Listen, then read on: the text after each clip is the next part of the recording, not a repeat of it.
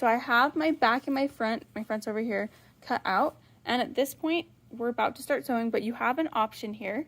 You can choose to do a zigzag seam finish if you want your edges to be finished. If you want to leave them raw and you don't care, that's totally fine, and we can do that. It won't really make a huge difference, but you want it to look a little bit more professional, then you'd want to do the zigzag seam finish, and you would do that. You don't need to do it on the top, so you don't need to do it on the top, and you don't need to do it on the bottom, but you would do it on this curve here of the front and the back pieces, and just one piece at a time, not all four at once, right? You'd do this curve, and then you'd go all the way down. You'd probably just go off the edge. Yeah, you'd go off the edge, and then you'd start again right here, and you'd go all the way down to the bottom if you're doing the zigzag seam finish, and then you'd also go up the side seam, so up this whole side.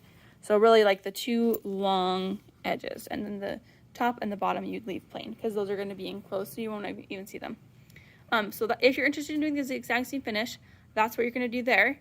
If not, then what you need to do is we're going to sew this inseam right here, which this is the inseam, but we don't want to sew the back to the back, right? Because then our pants wouldn't have separate legs. Like, the back shouldn't be connected right here. They'll be connected up here, but not down here. So I'm going to take my two back pieces. They say back on them. You can see that maybe in the video.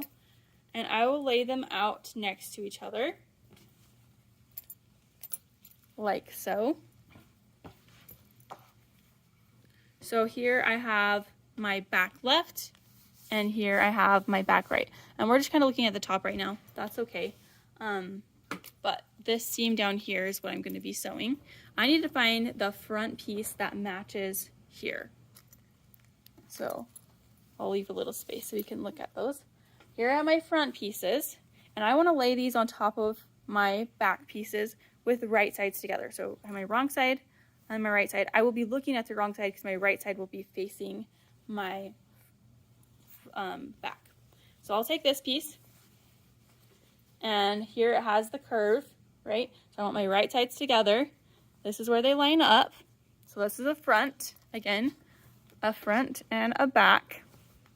And then I'll line up my other two over here.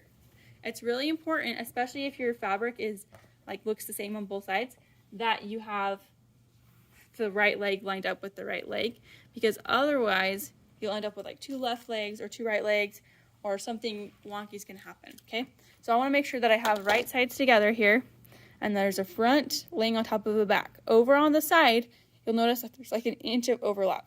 That is totally fine because your back is bigger than your front. So you want that, okay? So just ignore that for a second. We're only focusing on this inseam. We're gonna pin it at the top. I'll do one and then you'll do the other on your own.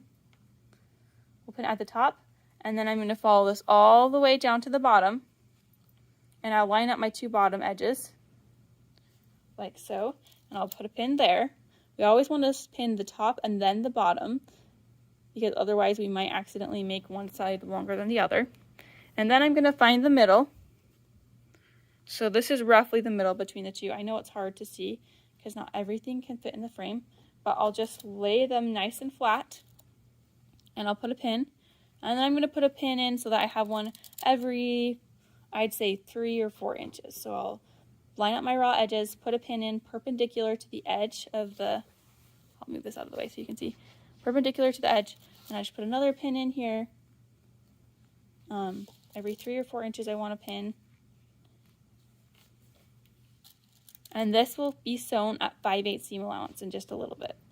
So I'll pin all these, get checked by the teacher, and then I can move on to sewing.